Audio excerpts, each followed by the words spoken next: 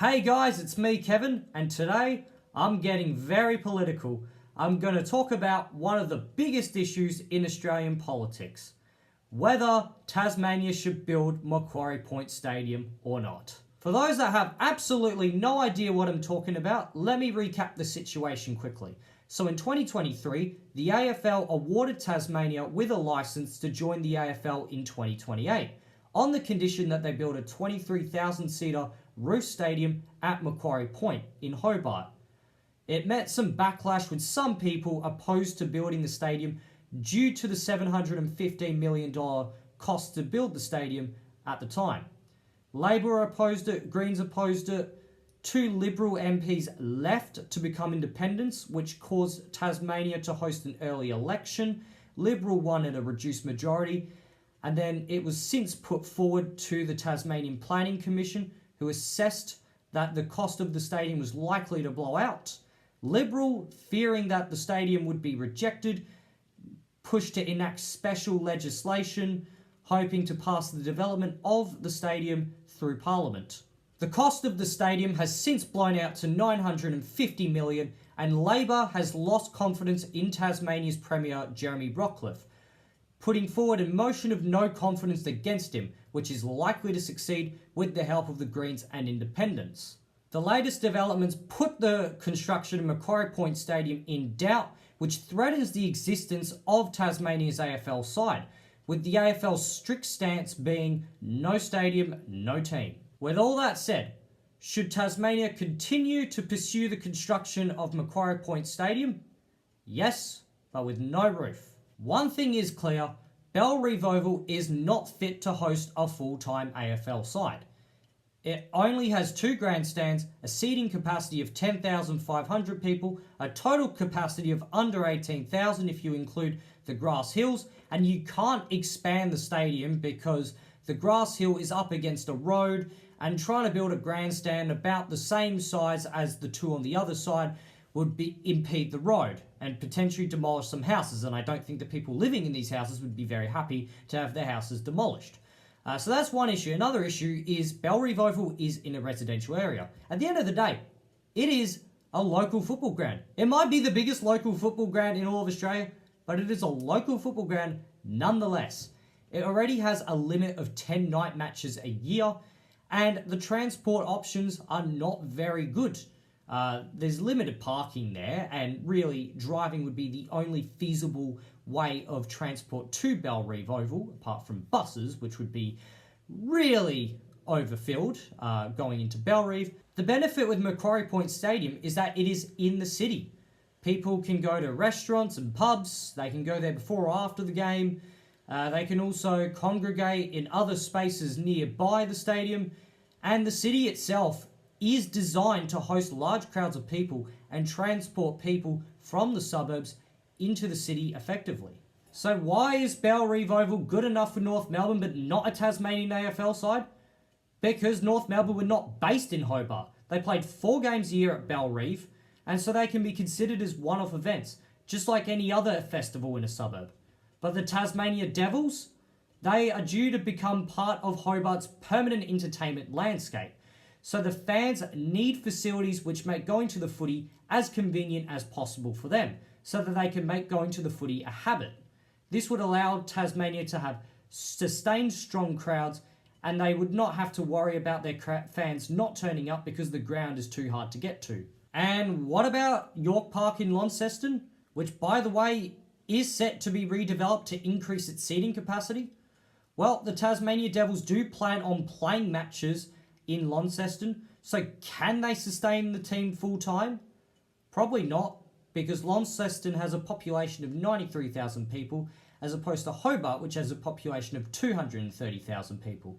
I think it would be the preference of the Tasmanian AFL players to play in the city which has a larger population and more developed city. That being said, Hawthorn have been playing 4 matches in Launceston since 2001, and have been able to consistently pull crowds of over 15 or 20,000 people, which has incidentally been better than what North Melbourne get in Bellerive, which is only around less than 10,000 people. Though how much of that is due to North Melbourne being absolute garbage in the last 10 years, that might play a factor in it.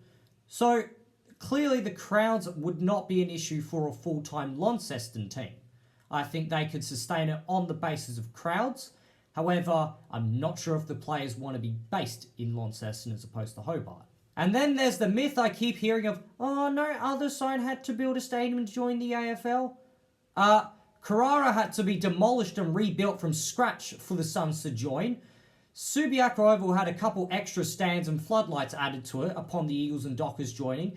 And the other sides were just lucky that there was cricket stadiums that had existed for them to join, except for the Brisbane Bears. When they joined, they played games not in Brisbane, but in Carrara on the Gold Coast, in a stadium which was, well, not a stadium, it was a park, and they were getting crowds of under 10,000 people. They eventually moved to the Gabba in 1993, and it allowed them to get crowds of 15 or 20,000 or more.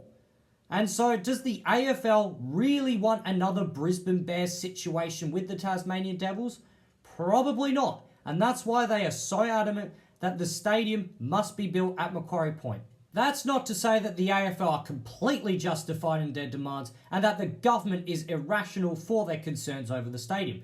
I think there are a few areas over the stadium in which the AFL has been overbearing in. One of those being the roof. Macquarie Point does not need a roof. There is less than average rainfall in Hobart compared to other Australian cities. Sure, it's cold and windy in Hobart, but it's cold and windy in any Australian city in winter.